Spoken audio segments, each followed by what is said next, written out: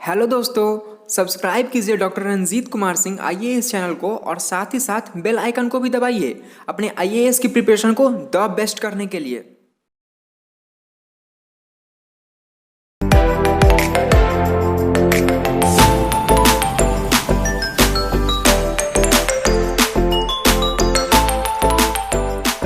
आज हम लोग पढ़ेंगे mountain of north India. Mountain of north India, उत्तर भारत के पर्वत।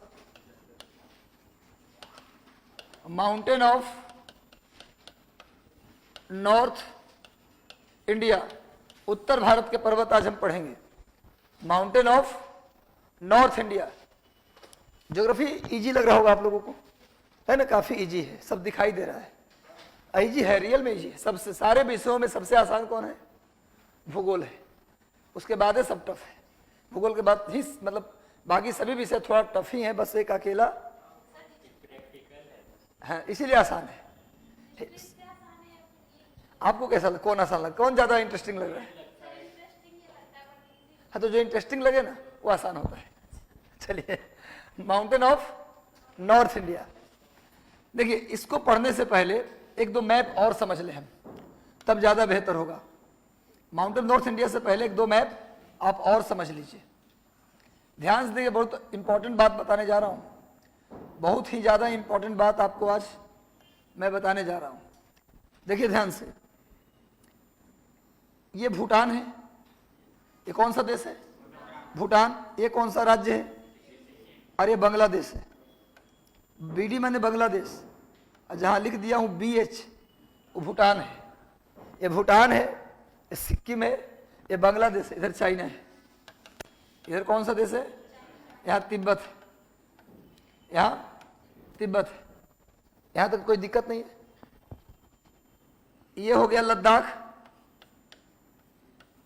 ये हो गया लद्दाख, और ये हो गया जम्मू कश्मीर। ठीक है, अभी रुक जाइए। यहां पर आप देख रहे हैं यही भूटान है। यहां पर सिक्किम है, यानी इंडिया है। यहां पर भूटान है, इधर चीन है। इन तीनों के बीच में, ध्यान से देखिएगा, इन तीनों के बीच में एक नदी बहती है। उस नदी का नाम है चुंबी नदी। उस नदी का नाम है चुंबी नदी। उस नदी का नाम है चुंबी नदी। ठीक है, और आप जानते हैं कि नदी कटाव करके काफी गहरा भाग बनाती है पहाड़ों में, पता है ना? पहाड़ों में नदियां गहराई में काट देती हैं।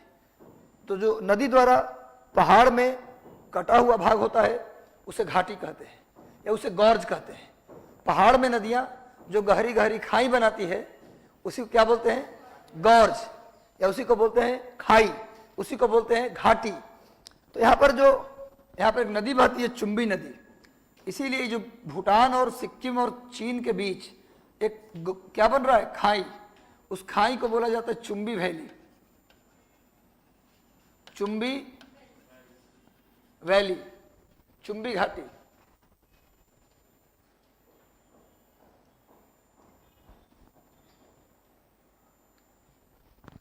चुंबी वैली, चुंबी घाटी।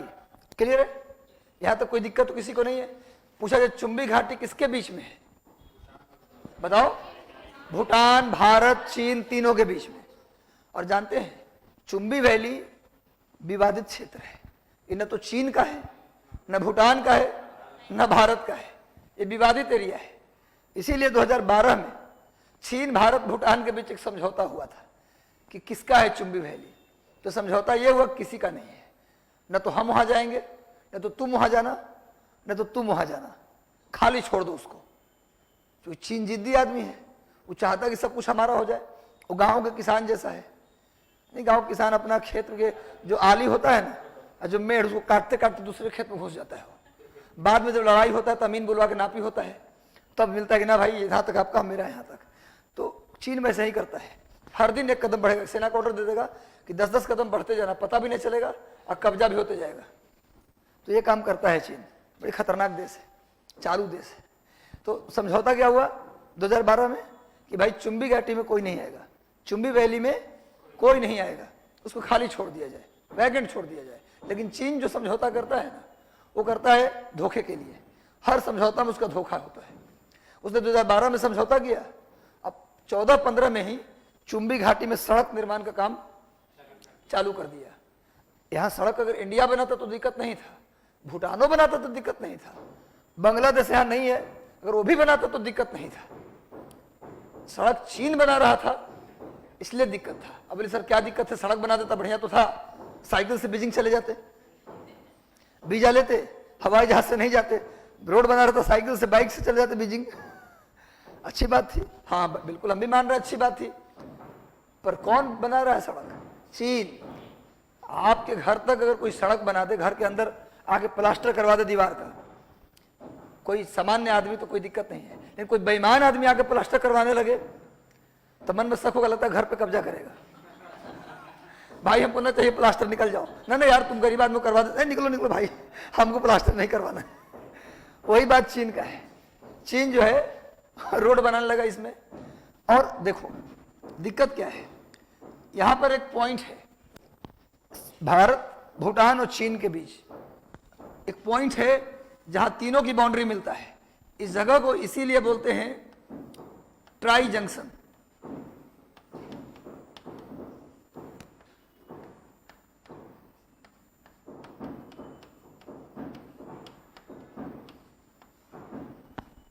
Tri junction. अब क्यों ट्राई जंक्शन बोले? क्योंकि भारत भूटान और चीन का बाउंड्री लगता था, तो ट्राई मैंने तीनों देश की बाउंड्री लगता, ट्राई जंक्शन नाम दे दिए। तो ट्राई जंक्शन, पहले ये वाला पॉइंट जो था ना ट्राई जंक्शन वाला, वो इंडिया में था, लेकिन हमारा भूटान से इतना बढ़िया दोस्ती है, अब जिससे अच्छा दोस्ती है, दोस्त नजदीकी, वो भी हमको बहुत सामान दे देता है, हम भी उसको दे देते हैं, तो कोई दिक्कत नहीं है। लाखों का सामान, गाड़ी गिफ्ट कर देता आदमी दोस्त को। भूटान दोस्त भी है, चेला भी है। और चेला मतलब पक्का चेला है, वो किसी और को गुरु नहीं बनाएगा। भूटान जो है वो भारत को मान लिया कि मेरा असली गुरु, अंतिम गुरु भारत है। चीन कितना भी बहकाएगा तो भूटान चीन का फेवर नहीं कर सकता। लेकिन नेपाल धोखा वाला आदमी है, वो डिमांड करते रहता है, कितना पैसा दीजिएगा तो हम आपके पास रहेंगे। हमको चीन इतना, ऐसे बोलेगा, ऐसे नहीं बोलेगा, हमको चीन इतना सुविधा दे रहा है, अब आप क्या कहते हैं? तो मजबूरी में आप भी दीजिए, न दीजिएगा तो चीन के सैनिक यहाँ लाके खड़ा कर देगा। यहाँ खड़ा कर देगा तो पहले सिक्किम में आसान था ना, बिहार और यूपी भी आसान होने लगेगा। तो फिर भेजिए सेना। तो भाई ऐसा ना करो, ले लो हमसे भी कुछ और, लेकिन यार देख लो गरीब आदमी है। तो ये ऐसा देश जो दो बड़े देश के बीच में होते हैं ना, बड़ी फायदे में रहते हैं। दो बड़े देश, खासकर दोनों देश दुश्मन हो, और उसके बीच में अगर कोई देश छोटा सा है तो उसको बड़ी फायदा है ना। ऐसे स्टेट, हाँ बिल्कुल सही, वाह गुड, इसको बफर स्टेट कहा जाता है। ऐसा स्टेट जो दो बड़े स्टेट के बीच में मेडिएटर का काम करे, उसे बोलते थे बफर स्टेट। यही बात मैं बताने वाला भी था, लेकिन आपने बोल दिया, बहुत अच्छा लगा मुझे। एक टेक्निकल टर्म था, स्टूडेंट की तरफ से आ जाए तो खुशी होती है। चलिए क्या, बफर स्टेट, इस तरह के राज्य, इस तरह के देश जो दो बड़े देश के बीच में हो, उसे बोला जाता है बफर स्टेट। तो नेपाल और भूटान हमारा क्या है? Buffer state. लेकिन भूटान कंप्लीट मेरा चेला है और नेपाल किसी का चेला नहीं है, न ये इनका है न मेरा है। ये कुछ कंडीशन रख देते हैं बीच में, तो इनको कुछ देने में दिक्कत है। कहीं लेके चीन चले गए तो फिर, लेकिन भूटान को दे देंगे तो कहीं जाएगा नहीं, परमानेंट है। तो देखिए यहाँ पर एक दर्रा है, पास है। दर्रा जानते हो ना, पहाड़ों में जो आने जाने का रास्ता होता है उसे क्या बोला जाता है? दर्रा कहते हैं। अभी मत कुछ लिखिएगा, पहाड़ों में आने जाने के रास्ता को क्या बोलते हैं? दर्रा या पास। सुने होंगे जो जिला पास, जेलिपला पास, नाथुला पास, ये सब सुना है नाम आप लोगों ने। तो यहाँ पर एक दर्रा है, इस दर्रा का नाम है डोकला दर्रा, डोकला पास, डोकला दर्रा, डोकला पास। सुनिए, डोकला दर्रा से ही हम भूटान जाते हैं आज भी। तो डोकला दर्रा के बाद में जो ट्राई जंक्शन है ना, ये किसके अंदर में था? ट्राई जंक्शन किसके अंदर में था? इंडिया में। तो दे दिया किसको? गिफ्ट में, के लिए तुम रखो। अभी देखोगे कुछ दिन पहले मोदी जी भी भारत के कुछ गांव बांग्लादेश को दिए हैं, और कुछ बांग्लादेश के गांव भारत में आया है। पर हम कम लिए हैं ज्यादा, 100वां संविधान संशोधन, 100, अब इस बार पढ़े होंगे आप लोग, 100वां संविधान संशोधन जो है ना, वो किसके लिए किया गया? बांग्लादेश को कुछ गांव देने के लिए और वहां से कुछ गांव लेने के लिए। तो लिए कम गांव और दे दिए ज्यादा गांव। वैसे भी बड़ा भाई की भूमिका में रहिएगा, ऐसे थोड़े ना। अगर आप चाहते हैं कि पूरे इस क्षेत्र में, पूरे भारतीय उपमहाद्वीप में हमको बड़ा भाई लोग माने, जैसे एशिया में सबसे पावरफुल देश माना जाता है चीन को, उस तरह से हमको भी कुछ ऐसा मान मर्यादा इज्जत हो, तो कुछ इस तरह के त्याग करना पड़ता है। तो भारत ने क्या किया? वैसे ही चीन हावी हम पर, अगर ना कुछ देते लेते रहेंगे तो भूटानों के उधर चल गया तो दिक्कत हो जाएगा। तो भूटान को दे दिया ये पॉइंट ट्राई जंक्शन। तो ये जाया जाता है किससे? डोकला पास से। इसीलिए इस ट्राई जंक्शन का नाम डोकालाम रखा गया। यही डोकालाम है, सुने होंगे 2-3 साल पहले विवाद हुआ था चीन और भारत के बीच, डोकालाम विवाद। डोकालाम विवाद, चीन और भारत के बीच डोकालाम विवाद हो गया। चीन और भारत के बीच कौन सा विवाद हुआ था? अब समझ में आ गया डोकलाम कौन सा है? डोकलाम पॉइंट समझ में आ गया कहां है? चुंबी घाटी का जो अंतिम कॉर्नर है उसी को क्या बोला जाता है? डोकालाम। वहां जाने के लिए कौन सा दर्रा? डोकला दर्रा। वहां जाने के लिए कौन सा दर्रा? डोकला दर्रा। बात समझिएगा, यही दिक्कत है। थोड़ा सा मिटाई तो पूरा मिटता है।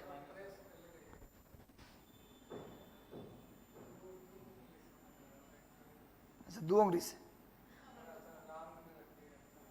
पूरा राउंड हो गया। कोई बात नहीं, बना देंगे और बढ़िया हो जाएगा। नहीं जी, और बड़ा बना देंगे, दिखाई देगा आप लोगों को।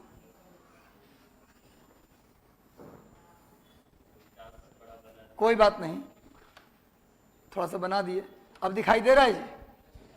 अब थोड़ा दर्रा बनाने में आसानी रहेगा, बन जाएगा दर्रा। ये क्या है? डोकलाम। ये क्या है जी? डोकालाम। या इसी को क्या बोलते हैं? ट्राई जंक्शन, नहीं जंक्शन, जंक्शन है ना जी। भारत में, बिहार में स्टेशन को टेशन भी कह देते हैं, टीसन। टिकट को टिकस। हमारा भोजपुरी और मगही समाज जो है वो टिकट को क्या बोल देता है? भाई टिकस ले लेना यार, अभी चेकिंग चल रहा है। यहाँ चेकिंग चलता है तभी टिकट लिया जाता है, वरना दिल्ली जाने वाले में भी मोदी जी बोले कि चलाएंगे उड़ान योजना, उड़े देश का आम नागरिक, और भाड़ा रख दिए 2500। भाड़ा कितना रखे? 2500। और बोले कि हवाई चप्पल पहनने वाला आप क्या चढ़ेगा? हवाई जहाज पर।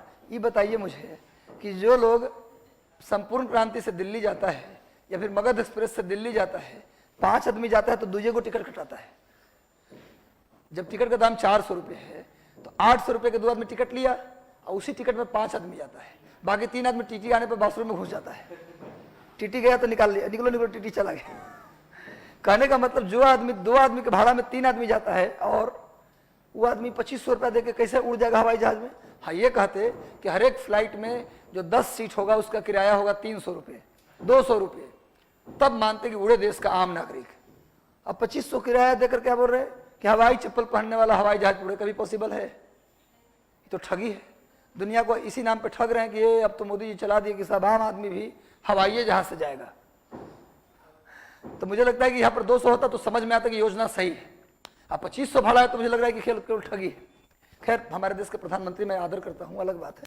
तो डोकलाम ट्राई जंक्शन मैं आदर करता हूँ, कोई दिक्कत नहीं। डोकलाम मतलब हम चाहते हैं कि फ्लाइट के 5-6 टिकट ऐसा हो जो 200 रुपये का हो और उसमें उसी को मिले जो रियल में चप्पल में 5-6 टाका लगा के आया हो, चप्पल में भी उसको मिले।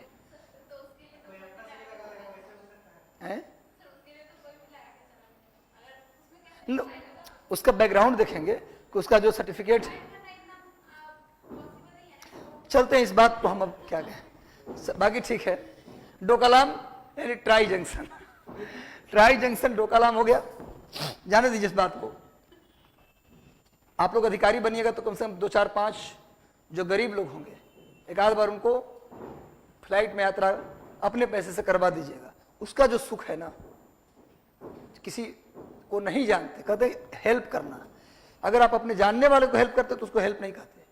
एकदम ऐसा व्यक्ति जिसको बिल्कुल आप नहीं जानते थे, एकाएक मिला और बहुत तकलीफ में था, उसने उसको आपने हेल्प कर दिया, रियल हेल्प वही है।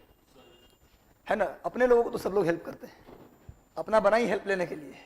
लेकिन अगर आप ऐसे व्यक्ति को हेल्प कर रहे हैं जिसको आप नहीं जानते, रैंडम मिला, तकलीफ में था, निकाल के 50,000 दे दिए, ले जाओ जाओ पढ़ो। मतलब बेटा बोला कि सर मेरा बेटा पढ़ने वाला है, बिहार में टॉप किया है, मान लीजिए बिहार बोर्ड में टॉपर है। एक आदमी आया मुझसे बोला कि बिहार बोर्ड में टॉपर इस बार फर्स्ट रैंक आया पूरे बोर्ड में। अच्छा सर आगे इंजीनियरिंग का पढ़ाई करना चाहते, मेरे पास कोई पैसा नहीं है, तो वहाँ देने में क्या दिक्कत है? वो आगे चल के लड़का नाम रोशन करेगा, आप आगे चल के बेनिफिट देख रहे हैं। डोकलाम ट्राई जंक्शन, ये क्या भी, ये चुंबी वैली, ये क्या है? चुंबी घाटी। ये क्या है? चुंबी घाटी। ये डोकला पास है, ये क्या है? डोकला पास। डोकला पास यानी डोकला दर्रा, डोकला दर्रा। सिक्किम में एक दो दर्रा और है, सिक्किम में एक दो पास और है, बना लीजिए इसको। इस फोटो को इतना बनाइए ना, इतना बनाइए, फिर देखता हूं। ये लद्दाख है और ये जम्मू एंड कश्मीर है। इतना फोटो आप लोग बना लीजिए। ऊपर में है क्या स्टूडेंट्स? चीन। जो इतना एग्जाम्पल आपको देता हूं ना, ये सिर्फ इसलिए देता हूं कि आपको आ जाए। इसी बहाने आप एक चीज और जान गए, उड़ान योजना के बारे में। अभी सरकार की, इसी बहाने एग्जाम में आ सकता है, मोदी सरकार की योजना है तो परीक्षा में आ सकता है ये। तो आज जाइएगा, आप सर्च कर लीजिएगा किस तारीख में शुरू हुआ, पहले कहाँ से शुरू किया गया, ये सब चीज़ आपकी जिम्मेवारी है। हम बस इतना बता दिए कि उड़ान योजना किसके लिए था? आम लोगों के हवाई जहाज में यात्रा के लिए। और उसका टैगलाइन क्या था? उड़े देश का आम नागरिक। ये सब क्वेश्चन आ सकता है। तो बीच में जो भी बातें मैं चर्चा करता हूँ वो बिल्कुल फालतू नहीं होता, उसको भी आप कहीं कोना में नोट कर ले, तो आगे चल के एग्जाम में आपको लाभ मिलेगा। हो गया?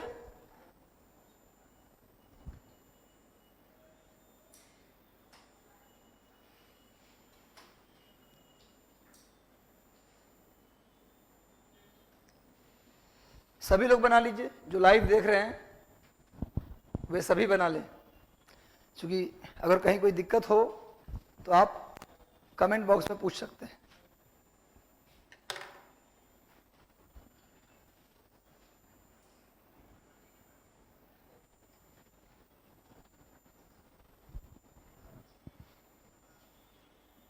बनाइए बनाइए।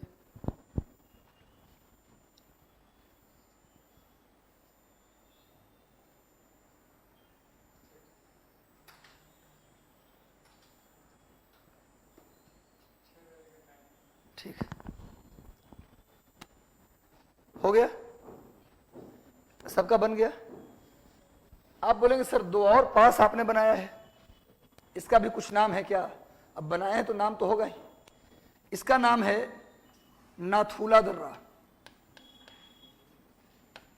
नाथूला दर्रा, और इसका नाम है जेलिपला दर्रा, जेलिपला दर्रा।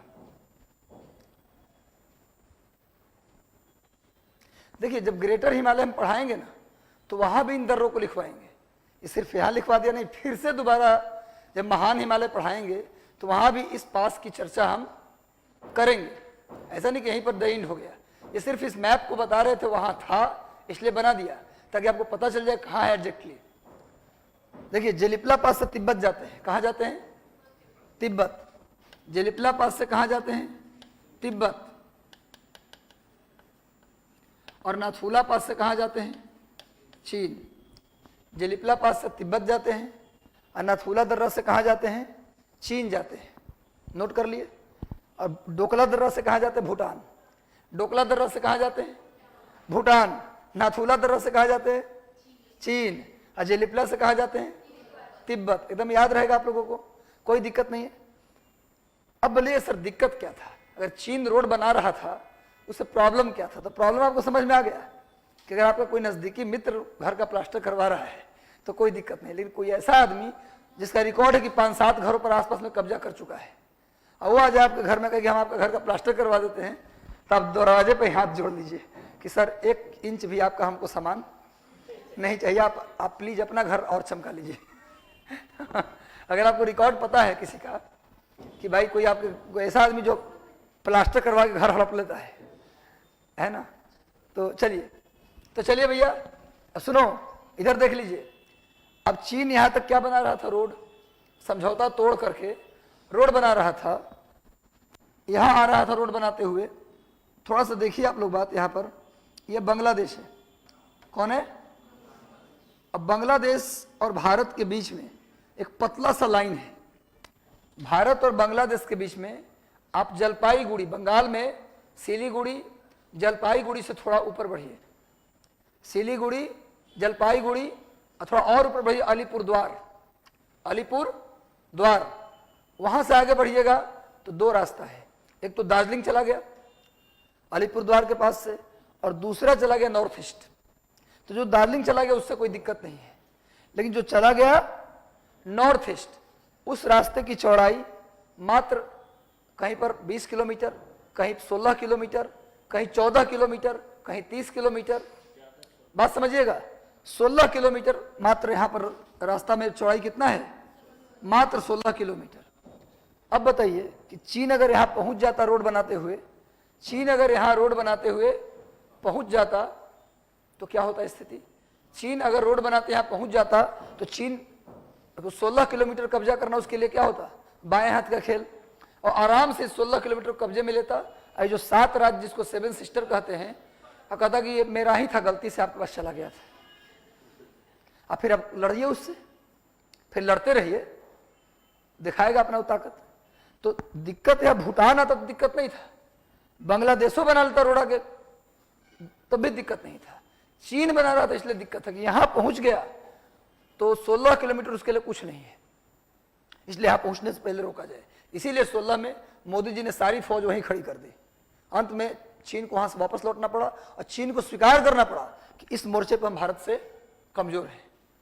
चीन को पता चला कि इस लड़ाई में फायदा हुआ, चीन को ये पता चल गया उसकी अपनी कमजोरी कि हम यहाँ पर भारत से कमजोर हैं, इनको वापस लौटना पड़ा मजबूरी में, भारत की फौज के डर से। यहाँ पोजीशन हमारा मजबूत था, अगर लड़ते तो काम बना दिया जाता उनका, लेकिन लड़े नहीं, बातें बात में लौट गए। ये थोड़ा मोड़ा गिट्टी सीमेंट गिराए थे, वापस कर दिया गया। तो समझ गए डोकलाम विवाद क्या था? डोकलाम विवाद समझ में आ गया ना, क्यों वहां दिक्कत हुआ, क्यों रोका गया। अब सुनिए, ये जो नाथुला पास है ना, आ गया चर्चा तो थोड़ा कर लूं। यहां से चीन जाते हैं। अब प्राचीन काल में जो रेशम मार्ग था, प्राचीन काल का जो सिल्क रूट था, रेशम मार्ग आपने सुना होगा, राजा कनिष्क ने बनवाया था। सिल्क रूट का निर्माण किसने करवाया था? कनिष्क, नाम सुना होगा आपने। आप जानते हैं कि बुद्ध की पहली बार मूर्ति भी किसने बनवाया था? कनिष्क ने। बुद्ध की मूर्ति पहली बार किसके काल में बना? कनिष्क काल में। कनिष्क के काल में ही बौद्ध धर्म हीनयान और महायान में बट गया था। हीनयान मतलब बुद्ध को महामानव मानने वाला, महायान मतलब बुद्ध को भगवान मानने वाले, ठीक है। तो कनिष्क के समय एक रोड बनाया गया था इंडिया से, जो नाथुला पास से गुजरती थी, उसका नाम था सिल्क रूट। क्वेश्चन है, जो इंडिया से सिल्क रूट किस दर्रा से गुजरती थी? नाथुला दर्रा से। नाथुला दर्रा से सिल्क रूट, प्राचीन रेशम मार्ग, पुराना रेशम मार्ग नाथुला दर्रा से गुजरती थी। इस बात को भी लिख लीजिए, प्राचीन रेशम मार्ग नाथुला दर्रा से होकर गुजरती थी। कहाँ जाएंगे वहां से? आज भी जाते हैं, आज भी रास्ता है। कहाँ जाते हैं? चीन जाते हैं। प्राचीन old silk route passes through Nathu La pass. Old silk route passes through Nathu La pass. प्राचीन रेशम मार्ग नाथुला दर्रा से होकर गुजरती थी। अब पता है आपको, ये रेशम मार्ग जो है ना, ये जो नाथुला दर्रा है ना, अभी तक में 2 बार बंद हो चुका है। कितनी बार बंद हुआ है? चीन से लड़ाई के कारण 2 बार बंद हुआ है। एक बात 1962 में आप जानते हैं, 1962 में चीन से जो युद्ध हुआ था, भारत इंडो चाइना वार कितनी बार हुआ है? 1 बार, और बहुत पहले 1 बार हुआ था। पर इधर आजादी के बाद कितनी बार हुआ है? 1 बार। 1962 में इंडो चाइना वार हुआ था, पता है आप लोगों को? अरे इंडो चाइना वार कितनी बार हुआ? 1962 में। अब बाकी इंडो पाकिस्तान वार 4 बार। इंडो पाकिस्तान वार कितनी बार हुआ? 4 बार। एक बार 1948 में, 1948 में जिस साल आजाद हुई उसके अगले साल ही कश्मीर को लेकर के। दूसरी बार हुआ 1965 में, तीसरी बार 1971 में, और चौथी बार 1999 में। 4 बार टोटल भारत पाकिस्तान युद्ध कितनी बार हुआ? 4 बार। लेकिन भारत चीन युद्ध मात्र 1 बार 1962 में हुआ है। भारत चीन युद्ध 1 बार 1962। अब बाकी पाकिस्तान से 1948, 1965, 1971, 1999, ये सब बातें भी याद होनी चाहिए आप लोगों को, ठीक है ना। लेकिन जब 1962 में इंडो चाइना वॉर हुआ तो नाथुला पास को क्या कर दिया गया, बंद कर दिया गया, और तब से वो बंद ही था। 2006 में जब मनमोहन सिंह की सरकार आई, प्रधानमंत्री मनमोहन सिंह बने, 2004 में ही बन गए थे, लेकिन 2006 में नाथुला दर्रा को खोलने का आदेश हुआ, क्योंकि दोनों देशों में दोस्ती हो गई। ठीक है भाई, लड़े एक समय में, कितना दिन, आज आर्थिक युग है, लड़ के रहने से कोई फायदा नहीं है। अंत में सोनिया गांधी के प्रयास से स्पेशली इस दर्रा को खोला गया था। तो नाथुला दर्रा बंद हुआ 1962 में, और खोला गया कब, 1966 में, 2006 में, 2006 में। एक बार और बंद हुआ था कब, कनिष्क के समय। कनिष्क जिस समय भारत का राजा था, उस समय चीन का राजा था पांचाऊ, पांचबाऊ नहीं, पांचाऊ। चीन का राजा कौन था, पांचाऊ। कनिष्क जिस समय भारत का राजा था, उस समय चीन का राजा था पांचाऊ। एक्चुअली पांचाऊ से कनिष्क की अच्छी दोस्ती थी, इतनी अच्छी दोस्ती कि दोनों एक दूसरे के यहाँ आते जाते रहते थे, तभी तो रोड बन गया। सड़क दोस्ती में ना बना, दोस्ती नहीं होती सड़क बन जाता, नहीं बनता। सड़क जो नाथुला दर्रा से बना, सिल्क रूट, वो दोस्ती के कारण नहीं बना, लेकिन दोनों एक दूसरे के यहाँ आते जाते रहते, दोस्ती अच्छी थी। कनिष्क एक बार गया हुआ था किसके यहाँ, पांचाऊ के यहाँ। अब आते जाते रहेंगे ही, अब दोस्ती है तो। गया हुआ तो पांचाऊ के यहाँ, और वहाँ गलती से उसके सिस्टर को देखा, गलती से देखा, और कुछ किया नहीं, लौट के आ गया घर पे, और एक चिट्ठी लिखा, प्रिय मित्र पांचाऊ, अब इस दोस्ती को रिश्ते में बदलने का समय आ गया है, अगर आपको ऐतराज ना हो तो आपकी सिस्टर से मैं विवाह करना चाहता हूँ। पांचाऊ ने चिट्ठी का जवाब दिया कि दुष्ट कहीं का, नीच कुल में उत्पन्न, इतनी हिम्मत कैसे हो गई तुम मेरी सिस्टर से विवाह करने चले। बोला कम से कम मना कर देते, नीच नाच लिखने की क्या जरूरत थी, है ना। कनिष्क बोला कि हम शादी करके अब दिखाएंगे, अटैक कर दिया। बोला तुम मना कर देते तो नहीं अटैक करते, सिंपल मना करते तो ये तो अति हो गया, तो अटैक कर दिया, दोस्ती टूट गई। अटैक हुआ, पांचाऊ ने कनिष्क को भगा भगा के मारा, है ना। कनिष्क हार गया, शादी के सपने भी टूटे, नाथुला पास भी बंद हो गया। खैर, ये झारखंड पीसीएस में क्वेश्चन आया था, फर्स्ट झारखंड जेपीएससी पहला हुआ था, उसमें क्वेश्चन आया था कि चीन के राजा पांचाऊ ने कनिष्क को हराया था, लड़ाई का कारण क्या था। ऑप्शन में यही कारण दिया था, सिस्टर से विवाह का मैटर, इसी कारण से लड़ाई हुआ था। और कोई, फिर उसके बाद में डिटेल से पढ़ा मैंने, हम क्या बात था आखिर भाई, तो फिर मिला यही कहानी, पूरा ये नाथुला दर्रा वाला मिला। चलिए, तब भूलेंगे नहीं, अब कुछ भी हो जाए नाथुला पास आप नहीं भूलेंगे। और जेलिपला पास से कहा जाता है तिब्बत, तिब्बत में कहा जाता है लहासा। जेलिपला पास से कहा जाता है तिब्बत की राजधानी लहासा। बिहार की राजधानी जैसे पटना है, वैसे तिब्बत की राजधानी लहासा। वैसे पटना में लहासा मार्केट भी लगता है, अभी मत सोचिए कि पटने में लहासा है। लहासा के लोग, तिब्बतियन लोग ठंडा में आकर के ऊनी कपड़ा बेचते हैं, तो नाम पड़ गया लहासा मार्केट। तो लहासा, तिब्बत की राजधानी लहासा को कौन जोड़ता है, जेलिपला दर्रा। अब इधर आइए, ये जो आप देख रहे हैं जम्मू कश्मीर, इसको आप दो भागों में बांट लीजिए। जम्मू कश्मीर को कितने भागों में बांट लीजिए, इस भाग को बोला जाता है कश्मीर वैली, कश्मीर वैली, और इस भाग को बोला जाता है जम्मू, जम्मू। कश्मीर वैली और जम्मू, हिंदी में कश्मीर घाटी, हिंदी में कश्मीर घाटी और जम्मू, जम्मू। पूछा जाए कि जो जम्मू कश्मीर का वर्तमान में हिस्सा है, उसको कितने भागों में बांट दिया गया, दो भागों में। थोड़ा हम ज़्यादा बड़ा बना दिए, यहाँ से आएगा वो, है ना, यहाँ तक रहेगा लद्दाख में ही, ठीक है। कश्मीर वैली और जम्मू, कश्मीर वैली और जम्मू। कश्मीर वैली में मुस्लिम की संख्या ज़्यादा है, मुस्लिम ज़्यादा है। जम्मू में हिंदू ज़्यादा है, लद्दाख में बौद्ध ज़्यादा है। इसको भी नोट कर लीजिएगा, इंपॉर्टेंट है। कश्मीर वैली में कौन ज़्यादा है जी, कश्मीर वैली में मुस्लिम, और जम्मू में हिंदू, और लद्दाख में बौद्ध, इनकी संख्या ज़्यादा है। दिक्कत कहाँ था, केवल कश्मीर में, घाटी में। कश्मीर वैली में जो आतंकवाद की सबसे बड़ी समस्या आप देखते हैं, श्रीनगर में लाल चौक पे बम फेंक दिया गया, तो जो श्रीनगर किस में पड़ता है, घाटी में। श्रीनगर किस में पड़ता है, कश्मीर घाटी में। यानी दिक्कत जम्मू में नहीं था, दिक्कत लद्दाख में भी नहीं था, केवल कश्मीर घाटी में दिक्कत था। इसलिए प्रॉब्लम था। अब थोड़ा 370 के हटने से कुछ प्रॉब्लम का हल हुआ है। हो गया। तो कश्मीर वैली, जम्मू और लद्दाख, लेकिन ये दोनों एक ही केंद्र शासित प्रदेश हैं। पहले जम्मू कश्मीर राज्य था, लेकिन अब क्या हो गया, जम्मू कश्मीर केंद्र शासित प्रदेश हो गया और लद्दाख एक अलग केंद्र शासित प्रदेश हो गया। ये भी एक यूनियन टेरिटरी हो गया और ये भी एक यूटी हो गया। लेकिन एक बात ध्यान रहे आप लोगों को कि लद्दाख जो बना है ना, वो बिना विधानसभा वाला केंद्र शासित प्रदेश होगा। अब जम्मू कश्मीर राज्य नहीं रहा। जम्मू कश्मीर राज्य को दो भागों में बांट दिया गया, एक जम्मू कश्मीर, दूसरा लद्दाख। जम्मू कश्मीर भी बन गया यूनियन टेरिटरी, केंद्र शासित प्रदेश, और लद्दाख भी क्या बन गया, केंद्र शासित प्रदेश। तो जो लद्दाख केंद्र शासित प्रदेश है, जो लद्दाख केंद्र शासित प्रदेश है, वो बिना विधानसभा वाला, इसमें कोई लेजिस्लेटिव असेंबली नहीं होगा। लेकिन जो जम्मू कश्मीर केंद्र शासित प्रदेश है, वो विधानसभा वाला, लेजिस्लेटिव असेंबली वाला केंद्र शासित प्रदेश होगा।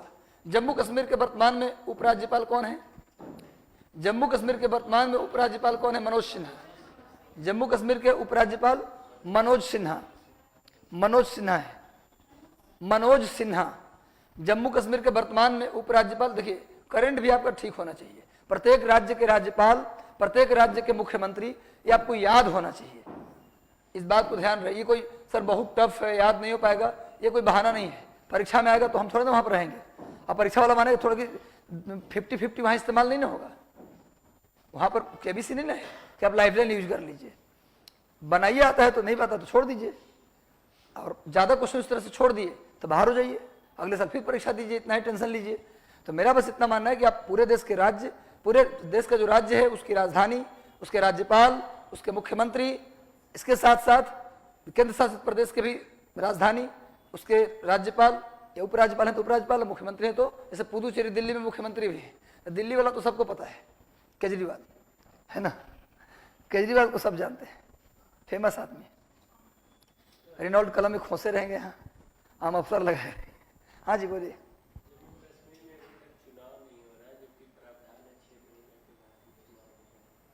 थोड़ा शांत हो जाने दीजिए। ये भी प्रावधान है कि यदि शांति न हो तो उस काल में कुछ दिनों के लिए चुनाव को स्थगित कर दिया जाए। तो जो दूसरा प्रावधान है, मोदी जी उसी का इस्तेमाल कर रहे हैं। जहां रिलेवेंट प्रावधान है वहां पर इस्तेमाल हो रहा है। कश्मीर में बिल्कुल सही हो रहा है, कुछ गलत, बस इतना होना चाहिए एक एक्स्ट्रा काम, एक खर्चा बढ़ाइए। कश्मीर में यूनिवर्सिटीज खोलिए, IIM खोलिए, IITs खोलिए, रोजगार के अवसर जनरेट कीजिए। तो उससे क्या होगा, जो वहाँ के युवा है ना वो इन्वॉल्व होगा। और जब आदमी पैसा कमाने लगता है ना तो फिर विवाद में पड़ना नहीं चाहता। बम गोला बारूद तो बहुत दूर की बात है, लड़ना भी नहीं चाहता। यदि आप किसी को पैसा का आदत लगा दीजिए और फिर उसको विवाद में डालिए तो चाहेगा कि दूरे रहे, विवाद में नहीं पड़े। तो ये करना होगा वहाँ। चलिए आगे बढ़ते हैं। अब लिखिए आप लोग, ये तो हो गया कश्मीर का मैप। अब हेडिंग डाल दीजिए काराकोरम, हेडिंग डाल दीजिए काराकोरम।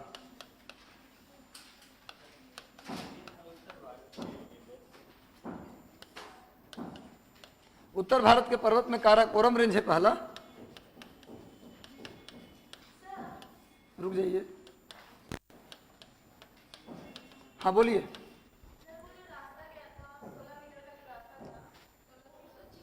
हाँ उसको चिकन नेक कहते हैं, और आगे बढ़ के उसको सिलीगुड़ी कॉरिडोर बोलते हैं। चिकन नेक वो रास्ता जो बनाए थे पतला सा 16 किलोमीटर वाला, उस रास्ता के बारे में लिख दीजिए, उसको चिकन नेक कहते हैं। चिकन नेक मतलब मुर्गी की गर्दन। कैसा पतला होता है। सबसे पहले चिकन खाने वाले लोग क्या करते हैं, तो पहले गर्दन ही मरोड़ते हैं ऐसे, है ना। तो बचाना किसको है, गर्दन को, जिंदा रखना है मुर्गी को। तो चिकन नेक उसका नाम है, चिकन नेक। कहाँ से कहाँ तक नहीं, फिर से बनवा दीजिएगा हमसे। ये जो इतना दूर है ना रास्ता, इसको बोलते हैं चिकन नेक। और आगे चल के चिकन नेक फैल गया है, इसको बोलते हैं सिलीगुड़ी कॉरिडोर।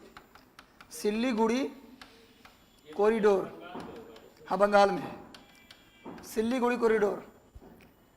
चिकन नेक इस बस इतना रास्ते को, पतले को, आगे चल के रास्ता फैल गया। तो इस फैले हुए रास्ते को क्या बोला जाता है, सिलीगुड़ी कॉरिडोर, सिलीगुड़ी कॉरिडोर।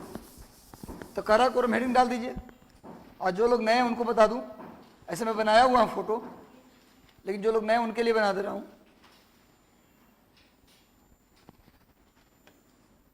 देखिए यहां पर एक पर्वत बनाए थे मैप में नंबर 1 लिखे थे इसको। अगर पहला दिन आप लोग आए होंगे तो देखे होंगे, यही काराकोरम पर्वत है।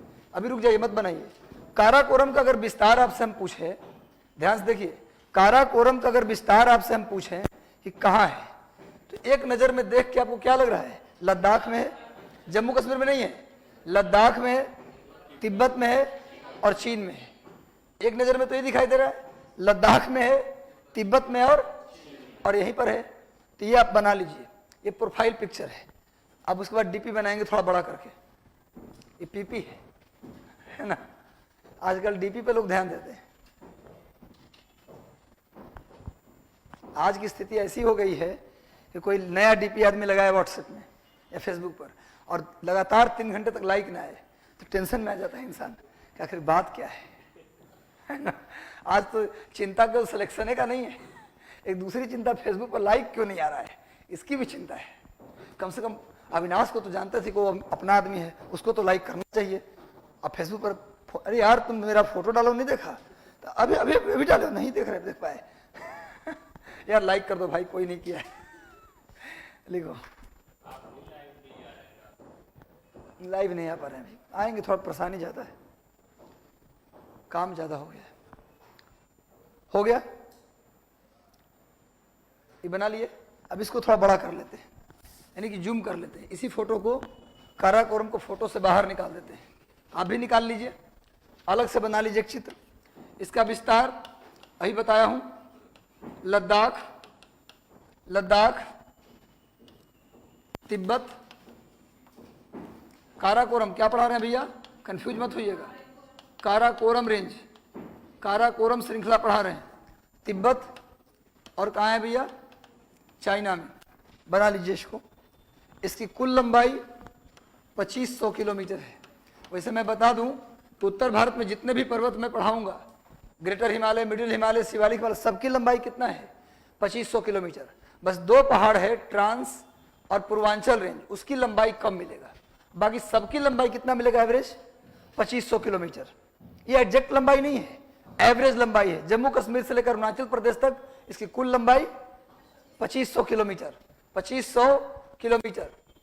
एवरेज हाइट पहाड़ के पास मत लिखिएगा, पहाड़ से दूर हट के लिखिएगा। इसकी जो एवरेज हाइट है कहीं दूर हट के, ये 6500 मीटर। लिख लीजिए, काराकोरम पर्वत की औसत ऊंचाई 6500 मीटर है। काराकोरम पर्वत की औसत ऊंचाई 6500 मीटर है। वहां पर पहाड़ के सटे मत लिखिएगा, थोड़ा दूर हट के लिख लीजिएगा, क्योंकि भूस्खलन होगा तो सब लिखा हुआ बेकार हो जाएगा, है ना। लैंडस्लाइड भी हो सकता है ना जी, पहाड़ गिरेगा। लिखिए 6500 मीटर। 6500 एवरेज हाइट का मतलब क्या हुआ? हम बोलते हैं इस क्लास का, सुन लो, इस क्लास का एवरेज एज हम बोलते हैं कि 20 साल है। इसका मतलब किसी का 20 साल, किसी का 22 साल, किसी का 18 साल, मतलब एवरेज एज 20 बोलने का मतलब किसी एक बच्चे का 20 नहीं बोल रहा हूं। एवरेज 20 का मतलब ये भी नहीं कि सबका 20 होगा, हो सकता है सबका 20 हो, लेकिन एवरेज 20 बोलने का मतलब 20 के आसपास। एवरेज का मतलब मीन और एवरेज एक ही बात है। आप पढ़ते होंगे 9th-10th क्लास में मीन, मीडियन, मोड। तो मीन वैल्यू, एवरेज वैल्यू, दोनों में कोई अंतर नहीं, दोनों सेम चीज है। मीन और एवरेज दोनों सेम है। अगर मान लीजिए परीक्षा में आ गया है एवरेज निकालने के लिए और टाइम 1 मिनट बचा है, अब आप बना नहीं सकते, तो देख लीजिएगा कि ज्यादातर वैल्यू जिसके आसपास मिल रहा है, ऑप्शन देख लीजिएगा उसके आसपास से कौन सा वैल्यू है, आंसर मार के आइए, सही निकलेगा। मतलब एक उपाय बता दिया एवरेज निकालने का। अगर जल्दीबाजी में है, टाइम नहीं बचा है, चारों ऑप्शन चेक किए और उसमें से जो ऑप्शन उसमें ज्यादा बार रिपीट है या उसके आसपास का वैल्यू ज्यादा है, उसको आंसर लगाइए। ज्यादातर चांस है कि मीन वैल्यू में, एवरेज वैल्यू में सही हो जाएगा। एवरेज का मतलब समझे आप? मतलब अगर हम बोलते हैं इस क्लास का एवरेज मार्क्स 80 है, इस क्लास में जो एग्जाम हुआ उसमें एवरेज कितना मार्क्स आया है? 80। इसका मतलब किसी का हो सकता है एक बच्चे का 80 हो, लेकिन जितने बच्चे उसमें अधिकांश बच्चों का मार्क्स 80 के आसपास है। एवरेज बोलने का मतलब ये। तो एवरेज बोलने का मतलब क्या है? इस पहाड़ में आप कहीं भी जाइए, आपको हाइट कितना मिलेगा? 6500 मीटर। इस पहाड़ में लद्दाख चले जाओ, तिब्बत चले जाओ, चाइना चले जाओ, एवरेज आपको ज्यादातर जगहों पर हाइट कितना मिलेगा? 6500। हालांकि कहीं कहीं का हाइट 8000 से ऊपर भी है, जैसे K2 पीक है, इसमें इसकी ऊंचाई 8000 से ऊपर। तो मैंने क्या बोला? अधिकांश जगहों की। 6500 बोलने का मतलब इस पहाड़ में मैक्सिमम प्लेस की हाइट कितना है? 6500 के आसपास, यानी कि 6400, 6300, 6500, 6200, 6600, 6700, मतलब 6500 के आसपास ही हाइट पूरे पहाड़ में मिलेगा। और आपने पढ़ा होगा 6-7 क्लास में कि जैसे जैसे हम ऊपर की ओर जाते हैं प्रत्येक 165 मीटर पर 1 डिग्री सेल्सियस तापमान घट जाता है, माइनस हो जाता है। आप जानते हैं ना, ऊंचाई पर जाने के बाद तापमान घटता है। आप कभी पहाड़ में रात में समय जाइए या दिन के समय भी जाइए तो पहाड़ में काफ़ी ऊंचाई पर जाएंगे तो आपको ठंडी का एहसास होगा। दिन में हो सकता न भी हो, थोड़ा कम हो, लेकिन रात को आप जाइएगा पहाड़ में करीब 2000 मीटर ऊंचाई पर, किसी भी पहाड़ में 1500 से 2000 मीटर की ऊंचाई पर आप जाइए जून के महीने में भी, तो आपको रात में 12-1 बजते बजते आपको एक चादर की जरूरत पड़ेगा। खासकर तब जब खूब झुकनी आ रहा है, खूब नींद आ रहा है और ठंड भी उतना ही लग रहा है, तो उसमें लगता है कि एक चादर मिल जाता तो कहीं फर्श पर भी लेट लेते। और ज़्यादातर लोग पहाड़ में घूमने जाता है, जैसे कोई माता उता है तो दर्शन करने गया, या हाँ जब भी, तो वहाँ पर जनरली आपको सोफा नहीं लगा होता है ऊपर में खास करके। हाँ, वहाँ पर रास्ते में कुछ पत्थर उधर, वहीं पर अगर नींद आ रहा है तो सो जाइए, कोई दिक्कत नहीं है। बहुत लोग होते हैं, उसमें कोई दिक्कत नहीं है। तो मेरा ये मानना है कि पहाड़ पर यदि आप जाएंगे तो ठंडा लगता है। क्यों? क्योंकि नीचे से ऊपर जाते हुए 165 मीटर ऊंचाई पे जाएंगे तो मान लो यहाँ 9 डिग्री तापमान है, 9 डिग्री सेल्सियस तापमान है। अगर हम यहीं पर 165 मीटर ऊपर चले जाएं तो कितना तापमान मिलेगा? वहाँ 8 डिग्री। उससे भी 165 ऊपर चले जाएं तो 7 डिग्री, उससे भी 165 ऊपर चले जाएं तो 6 डिग्री। ऐसे ही करते करते यदि हम 1000 मीटर ऊपर चले जाएं, यदि हम 1000 मीटर ऊपर चले जाएं तो 6.5 डिग्री, जैसे कहेंगे 6.4 भी लिखा रहता है, तो 6.5 डिग्री सेल्सियस तापमान क्या हो जाता है? घट जाता है। पूछा जाए सेम है, 165 जोड़ते चले जाइए, 1000 पे पहुंचिएगा तो कितना कम हो जाएगा? 6.5। ये दोनों सेम चीज है, पर डाटा दोनों याद रखिएगा। परीक्षा में गिनने लगिए, निकालने लगिएगा, इसलिए दोनों याद रखिए। 165 मीटर पर 1 डिग्री और 1000 मीटर पर 6.5 डिग्री। 165 मीटर ऊपर जाने पर कितना तापमान घटेगा? 1 डिग्री। 1000 मीटर पर कितना घटेगा? अब मुझे ये बताइए आप लोग कि 6500 मीटर की ऊंचाई पर यदि आप जाएंगे, 6500 मीटर की ऊंचाई पर जाएंगे तो 1000 मीटर में कितना डिग्री? 6.5 degree Celsius. तो 1000 में इतना, तो जाना है 6000 मीटर से ऊपर, तो 6000 में कितना? 6 से 36 और 39, कितना डिग्री हो जाएगा 6000 में? 39 डिग्री कम, 39 डिग्री कम। अब 500 मीटर और जाना है तो 3 डिग्री और कम, यानी कितना हो गया? 42 डिग्री, लगभग 42 डिग्री। नीचे के तुलना में इस पहाड़ की ऊंचाई का तापमान कितना होगा? -42 कर दीजिए। यानी गर्मी के दिन में अगर मान लीजिए जून महीना में आप गए हैं, इस पहाड़ के नीचे तापमान अगर 30 डिग्री है, 30 डिग्री प्लस में है, तो इस पहाड़ के ऊपर जाओगे तो कितना? -12 हो जाएगा। बट नीचे में 30 डिग्री है तो ऊपर जाएंगे तो 42 माइनस करो, 30 में से 42 गया, कितना बचा? -12 डिग्री। यानी गर्मी के दिन में भी इस पहाड़ का तापमान -12, -15 और जाड़ा में -72, -75 हो जाता है। यहाँ पर 3 डिग्री तापमान पटना का होता है या 4 डिग्री, तब तो स्कूल कॉलेज बंद कर दिया जाता है। डीएम का आदेश आ जाता है कि स्कूल कॉलेज बंद करो। मात्र 3-5 प्लस में रहता है तब भी, और वहां तो -12 गर्मी में भी है और जाड़े में तो -75। क्या आम इंसान वहां रह पाएगा? इस पहाड़ के ऊपर आम इंसान रहेगा? मजबूरी में सैनिक रहते हैं। सियाचिन ग्लेशियर इसी में है। अगर सैनिक मजबूरी में, अब क्या करें, पड़ोस में अगर पाकिस्तान और चीन जैसा देश रहे बदमाश टाइप का, तो आपको वहां रहना पड़ेगा। पड़ोस में अगर चीन पाकिस्तान जैसे दोस्त आप पड़ोसी रहे तो अपनी संपत्ति की रक्षा करना बनता है। नहीं कहते क्या करें जी, नहीं जाते वहां। अब फसल मेरा लगा था, वहां देखने नहीं जाते रात को। यार जी रात को 12 बजे क्यों जाते? छोड़ दीजिए, कोई लेके चल जाएगा। अरे नहीं जाते भाई, लेकिन जो वहां जिसका घर बना है ना, महाचोर आदमी है, देखना पड़ता है ना। तो बात वही है, पाकिस्तान और भारत। देखिए इंटरनेशनल रिलेशंस को आप थोड़ा समझिए बात को कैसे है। पाकिस्तान हम छोड़े हुए थे, नेहरू जी के जमाने में पाकिस्तान के सरकार से हमारी एक मीटिंग हुआ और कहा गया कि काराकोरम पर्वत में जो सियाचिन है ना, वहां ना आप अपना फौज रखिएगा और ना हम अपना फौज देंगे। तो पाकिस्तान बोला कि आपको विश्वास नहीं है, हम लोग अलग हो गए, जमीन अलग हो गया, दिल तो एक ही है, आराम से सेना मत रखिए, कोई दिक्कत नहीं है। भारत उसी के कहने पर सेना वहां नहीं रखा, लेकिन सियाचिन मेरा था। धीरे धीरे पाकिस्तान सियाचिन में घुसने लगा और कब्जा करने लगा। सैटेलाइट से पता चला कि सियाचिन में काम कर चुका है पाकिस्तान। राजीव गांधी की सरकार थी, राजीव गांधी ने एक ऑपरेशन चला 1984 में, 84-85 में, लिख लीजिएगा, ऑपरेशन मेघदूत चलाया गया। किसके लिए? ऑपरेशन मेघदूत। ऑपरेशन का नाम क्या दिया गया? ऑपरेशन मेघदूत। किसके लिए? सियाचिन को, पाकिस्तानियों को बाहर निकालने के। तब से हमारी सेना बेचारी वहां मर रही है। सेना वहीं पर सो करके बर्फ में ढक के, आधे सैनिक तो सियाचिन में सैनिक लड़ाई में नहीं मरते। सियाचिन से अगर किसी का डेड बॉडी आया है तो बर्फ में मरा है, या तो ग्लेशियर में डूबकर या तो बर्फ में दबकर, वैसे उनकी मौत हो जाती है। वैसे भी सियाचिन से में 6-7 महीने अगर आप रह लेता है सैनिक ना, तो वहां से आता है तो बॉडी का कोई ना कोई पार्ट काम करना बंद कर देता है, क्योंकि इतना कम फ्रीज हो जाता है सारा सिस्टम। तो मतलब ये स्थिति है। क्यों रखते हम सैनिक, पर क्या किया जाए, मजबूरी है, रखना ही पड़ता है। तो सियाचिन सैनिकों को भेजने से पहले, जो सैनिक को सियाचिन भेजा जाता है ना, उनको बहुत ट्रेनिंग दी जाती है। उससे पहले बहुत दिन तक उनकी ट्रेनिंग चलती है। उसके बाद ट्रेनिंग के बाद जो लोग तैयार है उसी की ट्रेनिंग दी जाती है, कोई और को नहीं। उनकी सैलरी ज़्यादा दी जाती है। जो लोग सियाचिन जाएंगे उनको दुगनी तिगुनी सैलरी दिया जाता है और बहुत सारा चीज़ सुविधा मिलता है। अब जम्मू भी जाइए ना तो वहाँ भी आपको सैलरी बढ़ा के मिलेगा। फिर जम्मू के बाद आपको घाटी जम्मू तक रखा तो सैलरी बढ़ के मिलेगा 7,000 8,000। और आपको श्रीनगर घाटी भेज दिया जहाँ रोज बम फेंकाता है तो फिर और 5,000 बढ़ा देता है सैलरी। अभी कुछ हमारे जान पहचान के लोग गए हैं तो पहले जम्मू में थे, पहले हजारीबाग में थे तो जम्मू गए, बीएसएफ में थे तो जम्मू गए तो वहाँ सैलरी बढ़ा के मिला तो बड़ी खुश थे। जम्मू में कोई टेंशन भी नहीं था, कोई बम नहीं गिरता था। लेकिन चले गए श्रीनगर में तो वहाँ और 10,000 बढ़ा के मिला। पर टेंशन में फ़ोन किया हमें कि बड़ा टेंशन है जी, हर 7 दिन पर सर्च के लिए जाना पड़ता है। सर्च मैंने आतंकवादियों के सर्च के लिए। तो एक बार तो पाला पड़ गया सामने आतंकवादी से, तो हम क्या किए कि उनको अंदर, जो आउट कमांडेंट थे उनको अंदर भेज दिए। हम बाकी सर हम बाहर देखते हैं, अंदर नहीं जाएंगे। अंदर से निकले तो दुगो का डेड बॉडी निकला, कमांडेंट साहब मारे गए वहीं पर। तो हम चलाकी से इधर आ जाओ ट्रांसफर करा के, कहाँ पड़े हुए चक्कर में है ना। तो क्या करिएगा, थोड़ा खतरा तो है वहाँ पर खतरा है। वहाँ पर एक सवाल मैंने किया था, अपसपा एक कानून है अपसपा, इसको हटाने की मांग कश्मीरी हमेशा करते हैं।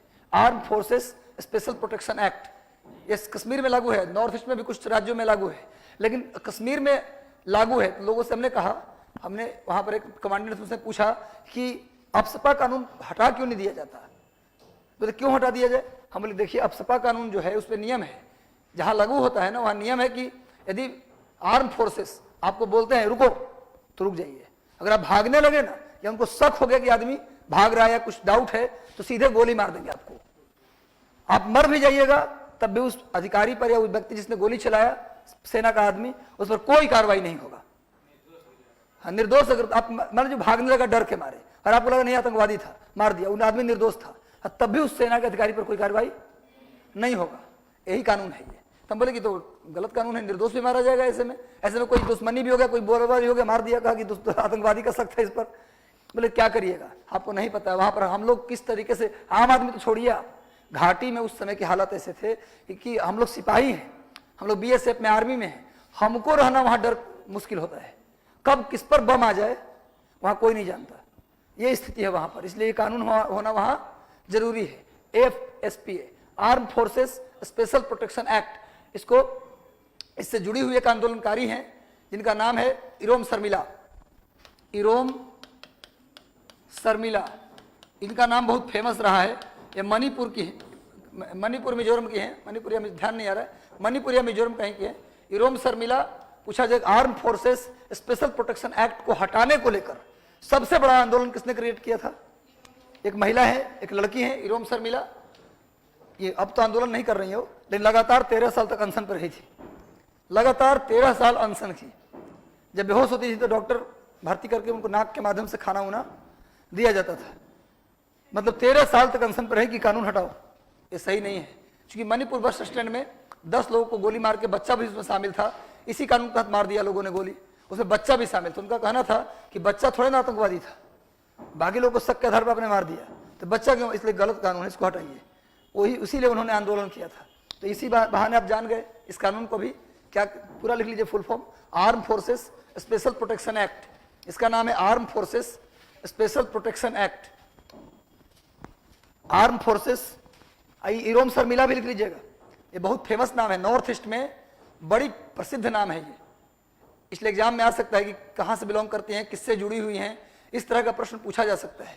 Irom Sharmila, AFSPA, arm forces special protection act, arm forces special protection act, ये होना जरूरी है। क्योंकि राष्ट्रीय सुरक्षा से बड़ा कोई चीज दुनिया में, व्यक्तिगत सुरक्षा, इंसानी सुरक्षा से भी ज्यादा जरूरी क्या है, देश की सुरक्षा। देश की सुरक्षा में अगर कोई छोटा मोटा नुकसान भी झेलना पड़े तो कर दीजिए, लेकिन राष्ट्र सुरक्षा सबसे जरूरी है, क्योंकि राष्ट्र सुरक्षित है तभी आप भी सुरक्षित है। अगर ऐसा नहीं लगता तब सीरिया वालों से या उधर जो चल रहा है जहां पर वो जो सीरिया है, मिस्र है, लेबनान है, इन जगहों पे जाके देखिए, आप उनसे पूछ लीजिए कि आप कैसा फील करते हैं, उनके आम नागरिक से पूछ लीजिए, तो बोलेंगे कि यार हमको मार देते पर देश को सुरक्षित कर देते। आज लोग वहां के लोग शरणार्थी रिफ्यूजी बन के किसी और देश में जा रहे हैं। हो गया, चलिए आगे आते हैं हम लोग। तो इसकी हाइट कितना है? 65। तो इंसान नहीं रहेगा इतनी ऊंचाई पर, इतनी ठंडी हो जाएगा, -42 डिग्री में हो जाएगा, यानी गर्मी में भी -12, -15, जाड़े में -75। तो ऐसे में इंसान नहीं रहेगा। इसका मतलब यहाँ कोई घूमने फिरने वाला जगह बनाया जा सकता है। पता चला घूमने गए थे, वहीं बर्फ के स्टैचू बन गए, है ना। पता चला भाई ऐसे हिल स्टेशन होता है पहाड़ में, जो घूमने वाला स्थान, उसको क्या बोलते हैं? Hill station. और हिल स्टेशन का हिंदी क्या होता है? स्वास्थ्य वर्धक केंद्र। हिल स्टेशन का हिंदी क्या होता है? स्वास्थ्य वर्धक केंद्र। अगर यहाँ बना दिए तो क्या होगा? स्वास्थ्य बिगाड़न केंद्र हो जाएगा। हाँ, तो लिख लीजिए, there is no hill station in Karakoram due to height. इतना बात, एक लाइन बताने के लिए इतना कहानी कहना पड़ा हमको। अब समझ में भी आ गया होगा, बहुत सारी बात आ गया। ऑपरेशन मेघदूत भी लिख दिए थे ना, ऑपरेशन मेघदूत भी लोगों ने लिख लिया था। 84-85 ऑपरेशन मेघदूत, ये पाकिस्तान, ईयर 84-85, 1984-85, भारत से सियाचिन से पाकिस्तानियों को बाहर निकालने के लिए। उस समय मेरा प्रधानमंत्री कौन थे? श्री राजीव गांधी। राजीव गांधी के समय यह ऑपरेशन मूलतः चला था। क्लियर? इंदिरा गांधी का मर्डर हो गया था 84 में ही, 3 नवंबर नहीं 31 अक्टूबर 1984 को इंदिरा गांधी की हत्या कर दी गई थी। चलिए, क्या लिखा आपने? हाँ, there is no hill station in Karakoram due to height. ऊंचाई के कारण काराकोरम में कोई हिल स्टेशन नहीं मिलता। ऊंचाई के कारण काराकोरम में कोई हिल स्टेशन नहीं मिलता। ऊंचाई के कारण काराकोरम में कोई हिल स्टेशन नहीं मिलता। ऑपरेशन मेघदूत 1984-85 में चलाया गया, जो सियाचिन से पाकिस्तानियों को निकालने के लिए था। ठीक है, समझ गए आप लोग क्यों इसमें हिल स्टेशन नहीं मिलता? हाइट की वजह से ठंडी हो जाता है, जिस उस ठंडी को आप झेल नहीं पाएंगे। अब भाई इसका जो निर्माण हुआ है वो है ग्रेनाइट और नीस चट्टान से। लिखिए, इसका निर्माण ग्रेनाइट और नीस चट्टान से हुआ है। ग्रेनाइट और gneiss, it is made by granite. पूरे पहाड़ का निर्माण, और भी चट्टान होंगे लेकिन ज्यादा इसमें कौन सी चट्टान मिलता है? ग्रेनाइट और नीस। इसका निर्माण ग्रेनाइट और नीस, ग्रेनाइट और नीस चट्टान से हुआ है। इसका निर्माण ग्रेनाइट चट्टान, नीस GNSS होता है, जी साइलेंट होता है। ग्रेनाइट और नीस, ग्रेनाइट और नीस, इस पूरे पर्वत का निर्माण किससे हुआ है? ग्रेनाइट और नीस चट्टान से हुआ है। पूरे पर्वत का निर्माण ग्रेनाइट और नीस चट्टान से हुआ है। हो गया क्लियर? अब आइए, इस पूरे पर्वत को तिब्बत के लोग कैलाश रेंज के नाम से जानते हैं। कैलाश रेंज, इस पूरे पर्वत को तिब्बत के लोग कैलाश श्रेणी के नाम से जानते हैं। अलग से लिख लीजिए, ना हो तो फोटो में भी लिख लीजिए और अलग से भी लिख लीजिए। There is no hill station, sorry ये तो हो गया। Karakoram range is known as Kailash range in Tibet. Karakoram range is known as Kailash range in Tibet. Karakoram range is known as Kailash range in Tibet. Karakoram range को तिब्बत में कैलाश श्रेणी के नाम से जानते हैं। काराकोरम श्रृंखला को तिब्बत में कैलाश, कैलाश का नाम तो सुना होगा, माता पार्वती और भगवान शिव का निवास स्थान कहाँ है? कैलाश पर्वत। और कैलाश पर्वत के नाम से यात्रा भी होता है, कैलाश मानसरोवर। आपने सुना होगा, हर साल, पहले इंडिया में ही था, पता है आपको? कैलाश मानसरोवर इंडिया में ही था। वो भारत चाइना जो युद्ध हुआ ना, उसमें चीन ने क्या कर लिया? कैलाश मानसरोवर पे कब्जा कर लिया, और तब से हम ही को वीजा लगाना पड़ता है वहां जाने के लिए। तो चीन खतरनाक है, कब प्लास्टर करवा के घर में कब्जा कर ले। तो भैया क्या लिखा आपने? कैलाश रेंज, कैलाश रेंज के नाम से जानते हैं। अब सुनिए, कैलाश रेंज में 2 झील है। ये झील आप सुन लो, अभी लिखना बाद में। इस झील जो है मैप में आप देखोगे ना, इंडिया के मैप में, अगर इंडिया के मैप में आप देखते हैं, थोड़ा मैप दिखा दूं,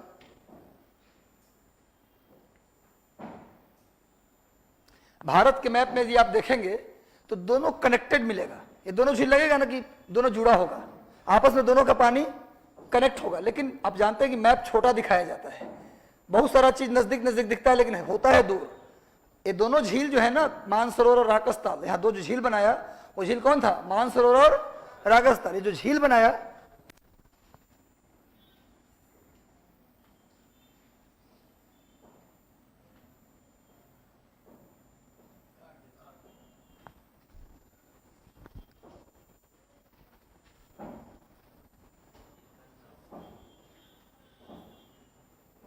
एक सेकेंड,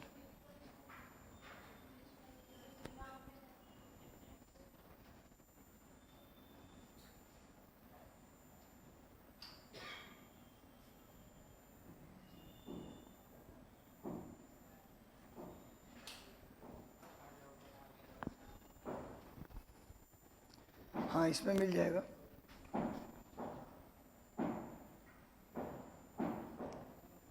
तो ब्लर है, इसमें दिखाया ही नहीं है। स्टेट नहीं है ना, वो तो चीन में आ गया, अब तिब्बत में है। कैलाश मानसरोवर डायरेक्ट डाला जा सकता है ना, ना वैसे नहीं होगा, इसी में डाल देते हैं। मान सरोवर बिहार आ गया। मानसरोवर कहाँ से होगा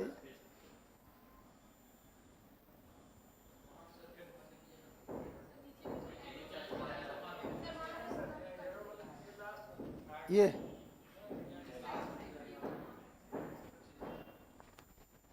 देखिए यहां पर आ गया दो झील, दो झील आ रहा है ना, मानसरोवर, आई बगल में राक्षसताल लिखा है, राक्षसताल जो इसको आप लोग देख लीजिए। देखिए यहां पर ये क्या लिखा है? राक्षसताल। और ये कौन सा झील है? इसको आप लोग स्टूडेंट देख सकते हैं, ये है राकसताल, RAKS राक्षसताल, और ये मानसरोवर। दोनों का हाइट भी लिखा है, इसका हाइट है 4575 मीटर और इसका हाइट है 4573। इन 2 मीटर का फासला है।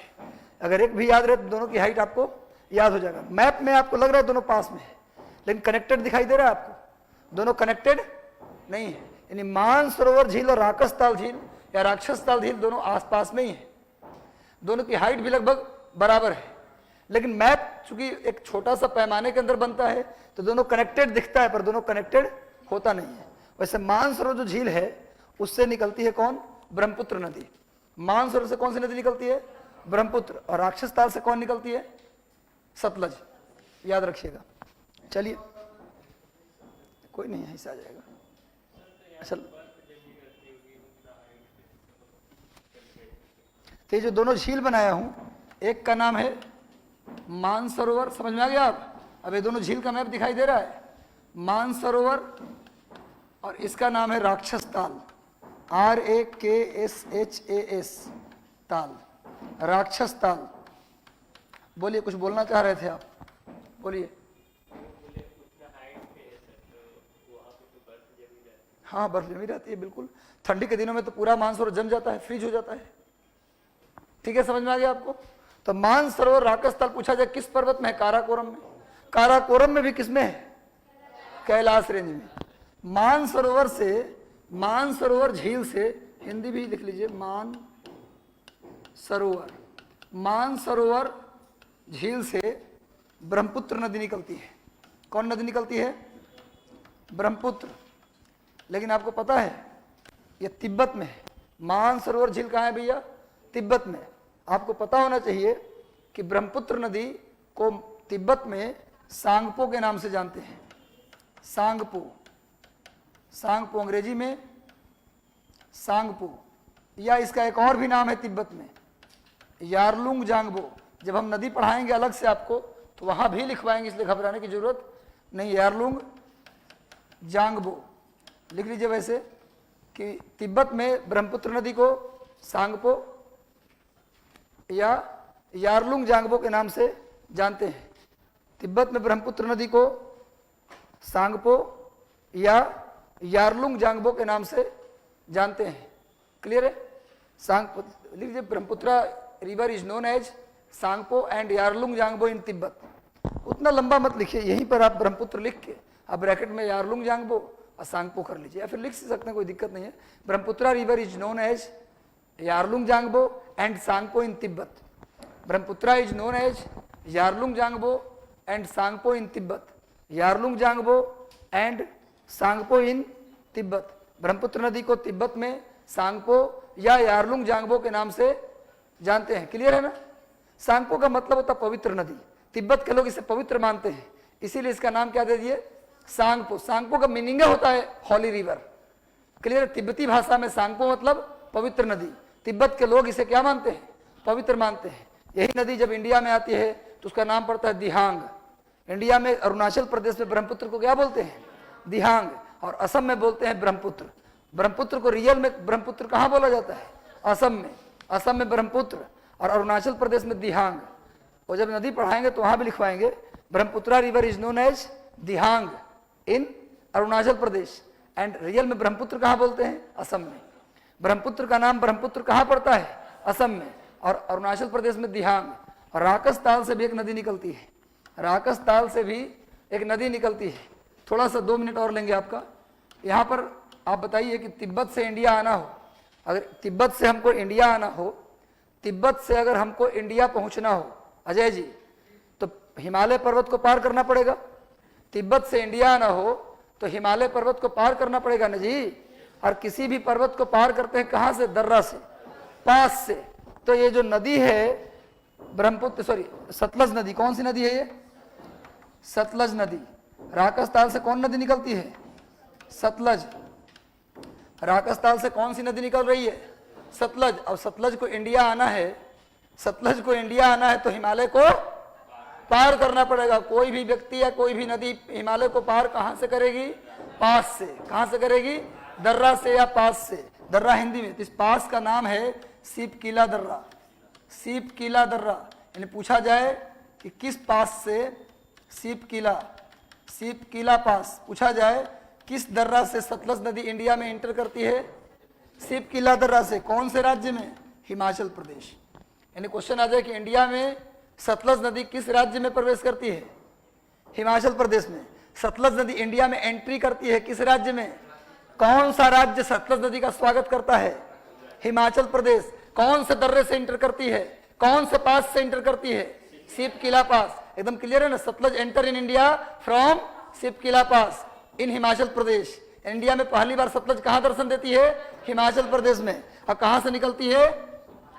राकसताल से। तो जब नदी वाले चैप्टर में आएंगे तो वहां भी डिटेल करेंगे, तत्काल इतना समझ लीजिए। अब आइए, इस पर्वत की जो सबसे ऊंची चोटी है वो लद्दाख में है।